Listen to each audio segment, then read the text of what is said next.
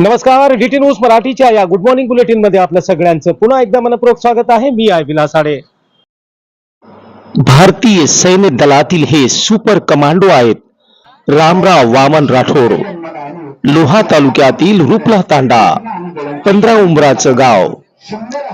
12 महिने सतत पाण्याचं दुर्भिक्ष असलेलं अवर्षणग्रस्त भागातील हे छोटस खेड, जेथील नागरिकांना रोजगाराच्या शोधासाठी 8 महिने गावाच्या बाहेर राहावं लागतं. बिकट परिस्थितीमध्ये शिक्षणाची जिथे सोय नाही, ज्या गावाला जायला धड रस्ता सुद्धा नाही, अशा तांड्यातील एक तरुण 17 वर्षापूर्वी भारतीय सैन्य दलात सामील होतो आणि बघता बघता तो भारतीय सैन्य दलातील सुपर कमांडो बनतो. परिस्थिती कितीही बिकट असली तरीही आपल्या जिद्दीच्या जोरावर, आपल्या हिमतीच्या जोरावर हा तरुण यशाचे एक एक टप्पे पार करतो.